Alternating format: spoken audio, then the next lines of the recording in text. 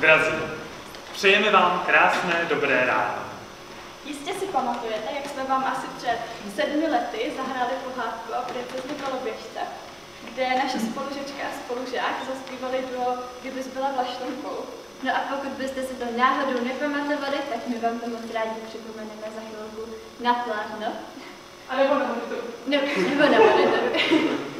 A bylo by naším snem vám to potom stvárnit ještě jednou. Takže si to... Já bych ještě rád podotknul, že to neberte tak, že máme talent na hudbu, to my si vůbec nemyslíme. My máme prostě talent na vymýšlení kravin. Tak podle tohoto vystoupení taky bude vypadat. Přejeme vám příjemný kulturní zážitek.